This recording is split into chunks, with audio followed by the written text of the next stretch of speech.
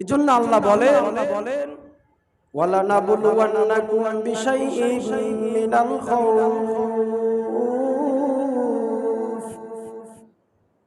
মিনাল খাউফি ওয়াল জু'i ওয়া নাকসিন মিনাল আমওয়াল ওয়াল আনফুসি ওয়াস সামারাত ওয়া বাশশিরিস সাবিরিন। আল্লাহ বলেন আমি আল্লাহ বান্দা তোমাদের পরীক্ষা করব, তোমাদের বেশি পরীক্ষা করব, কারণ তোমরা আখির নবীর উম্মত। কার নবী? আখির নবীর উম্মত আমার বন্ধু মুহাম্মদ। এই বন্ধুর উম্মত হলাম আমরা, এজন্য আমাদের পরীক্ষাও বেশি হবে। আল্লাহ পরীক্ষার কয়েকটা কোয়ালিটি বলে দিছে, কয়েকটা সিস্টেম বলে দিছে। আল্লাহ বলেন মিনাল খাউফ, এক নাম্বার পরীক্ষা হবে ভয়। ভয় দেব তোমাদের, ভয় মাঝে মাঝে বিশাল আকারে ভয় হবে। কখনো আইলার ভয় হবে, কখনো সিডার আসবে, কখনো বুলবুল আসবে, কখনো নার্গিস আসবে। আল্লাহ বলেন আমি আল্লাহ ভয় দেব, দেখবো আমি আল্লাহরে মানো কিনা তোমরা, দেখবো আমি আল্লাহর কাছ থেকে দূরে সরে গেছো কিনা তোমরা। আমি আল্লাহ তোমাদের ভয় করে ভয় দিব। মিনাল খাউফ, এক নাম্বার ভয়ের পরীক্ষা আমি আল্লাহ তাআলা তোমাদের ভয় দিব। ওয়াল জু', ক্ষুধার পরীক্ষা আমি আল্লাহ তাআলা তোমাদেরকে মাঝে মাঝে এমন গরিব বানাবো, এমন গরিব বানাবো তিন বেলা খানা খেতে পারবা না, তিন বেলা খানা তুমি খেতে পারবা না, কঠিন গরিব বানাবে। দেখেন না রাহমাতুল লিল আলামিন, এত আল্লাহর কাছে তিন বেলা খানা খেতে পারে না। সাহাবীরা আল্লাহর এত কাছে ঠিকমতো খানা খেতে পারে না, পেটে পাথর বেঁধেছে, আল্লাহর সাথে এত সম্পর্ক হয়েছে, আল্লাহকে ভুলছে? আল্লাহকে ভুলে নাই। একদিন দুদিন তিন দিন অনাহার, ঠিকমতো খানা খেতে পারে নাই। আবার যখন আজান হয়ে যায় তো নামাজের রক্ত হতো, সিজদায় পড়ে আল্লাহকে বলতো আল্লাহ গরিব বানাইছেন অসুবিধা নাই, গরিব হইছি কোনো আফসোস নাই।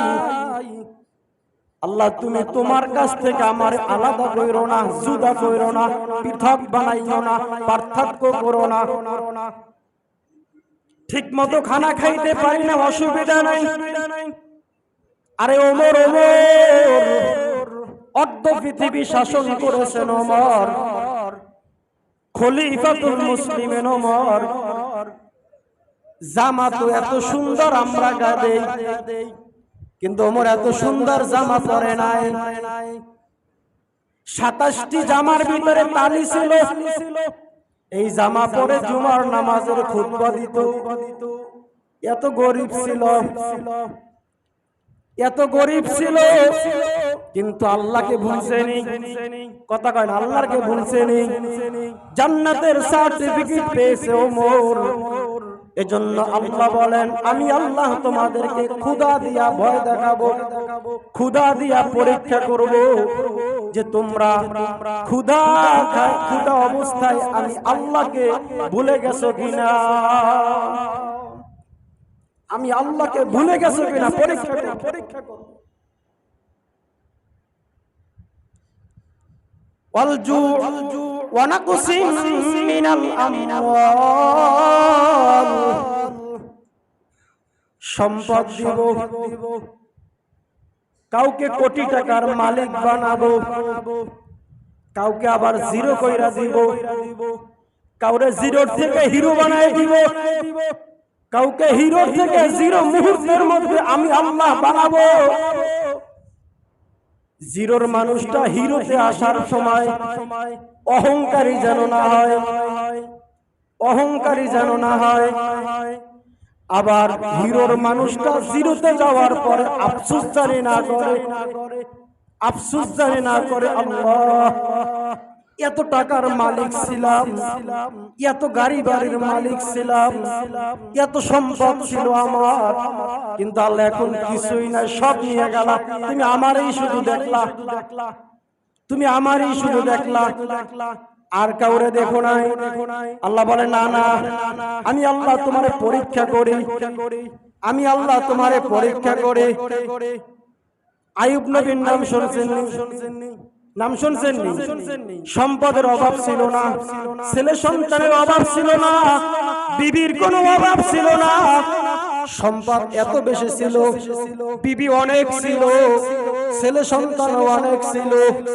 আল্লাহ কয় পরীক্ষা করে একটু দেখি না। সম্পদ দিছি, টাকা পয়সা দিলাম, বিবি স্ত্রী দিয়ে দিলাম, ছেলে সন্তান দিয়ে দিলাম, এত কিছু পাওয়ার পরে আমি আল্লাহর তো শুধু ডাকতেই থাকে, আমি আল্লাহরে শুধু প্রশংসা করতেই থাকে। দেখেন একটু পরীক্ষা কইরা, দেখেন একটু পরীক্ষা কইরা আমি আল্লাহরে মুহাব্বত বেশি করে নাকি সম্পদ বেশি মুহাব্বত করে। পরীক্ষা শুরু হয়ে গেছে, অসুস্থতা শুরু হয়ে গেছে, এত অসুস্থ, এত অসুস্থ, শরীরের ভিতরে পোকা লেগে গেছে, শরীরের ভিতরে পোকা লেগে গেছে, জিহ্বায় পোকা ধরে গেছে। কোথায়? কথা কয় না, কোথায়? জিহ্বায় পোকা লেগে গেছে। লাগার পরে আল্লাহর কাছে বলে, আল্লাহ ও আল্লাহ, সন্তান নিয়ে গেলা, স্ত্রীরা কেউ ছিল না, একজন স্ত্রী ছিল, শুধু রহিমা নামের এক স্ত্রী, তিনি ছিল, আর কেউ ছিল না, সব বিদায় নিয়ে চলে গেছে। গন্ধ, এলাকার মানুষগুলো তারাই দিছে গন্ধ, অসুস্থতা বেড়ে যাইতেছে, গন্ধ ছড়াচ্ছে। অথচ সেখানে আল্লাহর নবী, আল্লাহর নবী, জিহ্বায় পোকা লেগে গেছে।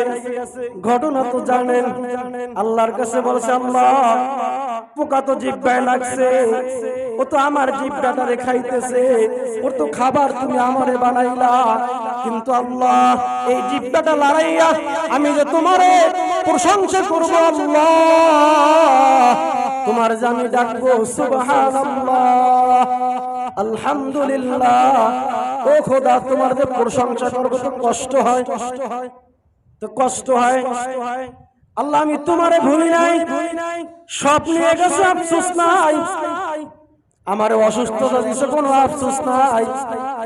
আল্লাহ আমি তোমারে কিন্তু ভুলতে পারবো না।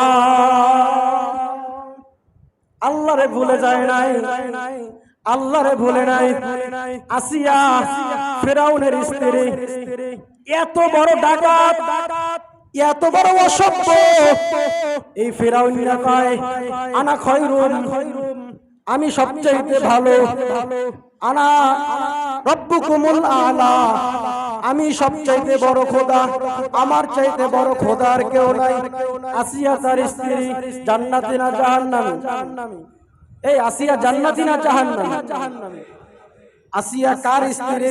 ফিরাউনের স্ত্রী, পৃথিবীর টপ লেভেলের বাটপার, টপ লেভেলের সিটার, সবচাইতে বড় আল্লাহর শত্রু ফিরাউন। ও আল্লাহ দাবি করছে তার স্ত্রী হইয়া এত নির্যাতন, এত নির্যাতন হয়েছে। ও আল্লাহর কাল্লা, আল্লাহ আমি তো ফিরাউনের স্ত্রী, আমি তো ফিরাউনের স্ত্রী, মাওলা তোমার কিন্তু আমি ভুলতে পারি না। ও আল্লাহ তুমি তোমার সাথে জান্নাতে আমার একটা ঘর রাইখা দিও। সুবহানাল্লাহ বলেন, সুবহানাল্লাহ বলেন। আল্লাহ আমি তোমারে ভুলি না, তোমারে ভুলতে পারবো না, তুমি তোমার কাছে জান্নাতে আমার জন্য একটা ঘর বানাইও। আল্লাহ কয় ঠিক আছে, কবুল করে নিলাম, কবুল করে নিলাম। শুধু কি তাই, আসিয়াকে আল্লাহ তাআলা মুহাম্মাদুর রাসূলুল্লাহ সাল্লাল্লাহু আলাইহি ওয়াসাল্লামের সাথে জান্নাতে তার বিয়া হবে।